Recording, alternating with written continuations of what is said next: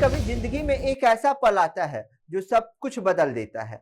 एक छोटी सी बहस, एक गुस्से का पल और फिर एक ऐसा फैसला जिसकी कीमत कई जिंदगियों को चुकानी पड़ती है।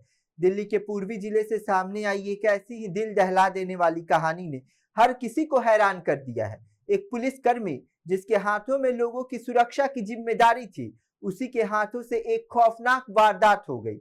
एक पत्नी की बीच सड़क गोली मारकर हत्या और उसके बाद उसी सर्विस पिस्टल से खुद की जिंदगी खत्म कर लेना। एक जन्मदिन जो खुशियों का दिन होना चाहिए था, वो बन गया मौत का दिन। लेकिन सवाल यह है कि आखिर ऐसा क्या हुआ था उस रात? ऐसा कौन सा विवाद था जिसने एक रिश्ते को इस दर्दनाक अंत तक पहुंचा दिया? नमस्कार, मैं सिद्धार्थ कुमार आपका बहुत बहुत स्वागत करता हूं अपने शो क्राइम रूम में।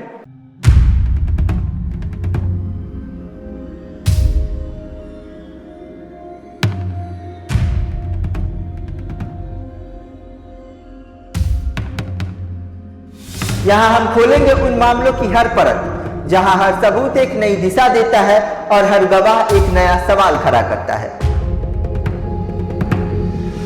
तो बिना समय गवाए चलिए खोलते हैं आज की क्राइम रूम फाइल।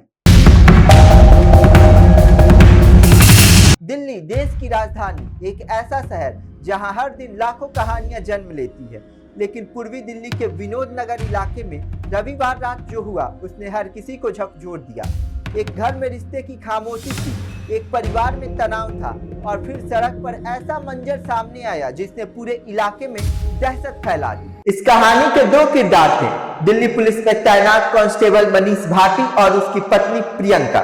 मनीष वर्दी पहन के लोगों की सुरक्षा की जिम्मेदारी निभाता था, लेकिन उसी वर्दी वाले शख्स पर अपनी पत्नी की हत्या का आरोप लगा।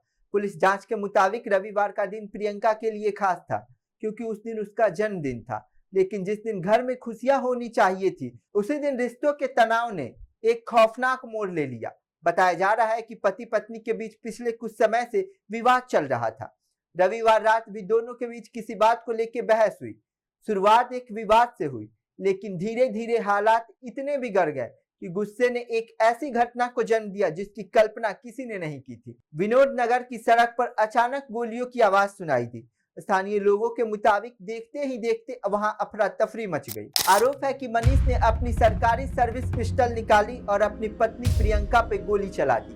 कुछ ही सेकंड एक परिवार की जिंदगी उजड़ गई। प्रियंका गोली लगने से सड़क पर गिर गई। मौके पे मौजूद लोगों ने तुरंत उसकी मदद की और उन्हें अस्पताल पहुंचाया गया, लेकिन डॉक्टरों की कोशिश काम नहीं आई। प्रियंका को मृत घोषित कर दिया गया। पत्नी की हत्या के बाद मनीष मौके से फरार हो गया। घटना की जानकारी मिलते ही दिल्ली पुलिस हरकत में आई। आरोपी कांस्टेबल की तलाश शुरू की गई। पुलिस की कई टीमें बनाई गई और संभावित ठिकानों पर दबिश दी गई, लेकिन मनीष ज्यादा समय तक पुलिस से नहीं बच सका।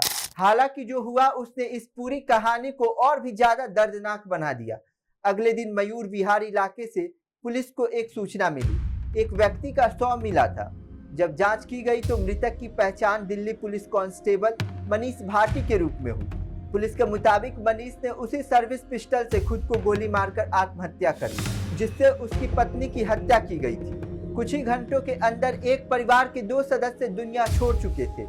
एक तरफ प्रियंका का परिवार सदमे में था, तो दूसरी तरफ पुलिस विभाग में भी इस घटना को लेकर कई सवाल खड़े हो गए थे। अब पुलिस इस मामले की हर कड़ी को जोड़ने में लगी है। सबसे बड़ा सवाल, आखिर उस रात ऐसा क्या हुआ था? क्या पति पत्नी के बीच चल रहा विवाद इतना गंभीर हो चुका था कि बात इस हद तक पहुंच गई, या फिर इस घटना के पीछे कोई और वजह थी? पुलिस ने घटनास्थल से सर्विस पिस्टल बरामद कर ली है और उसे फोरेंसिक जांच के लिए भेजा गया है।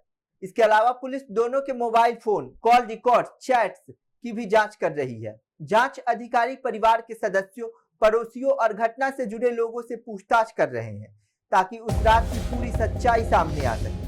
इस घटना ने एक बार फिर पुलिस कर्मियों के मानसिक तनाव और भावनात्मक दबाव को लेकर चर्चा शुरू कर दी है, क्योंकि पुलिसकर्मी दिन रात लोगों की सुरक्षा में तैनात रहते हैं, लेकिन कई बार उनके अपने जीवन में चल रहे तनाव, पारिवारिक परेशानियां और मानसिक दबाव गंभीर परिणामों तक पहुंच सकते हैं। हालांकि किसी भी घटना की असली वजह जांच पूरी होने के बाद ही साफ हो पाएगी। एक जन्मदिन जो नई यादों की शुरुआत होना चाहिए था, वो दो मौतों की कहानी बन गया।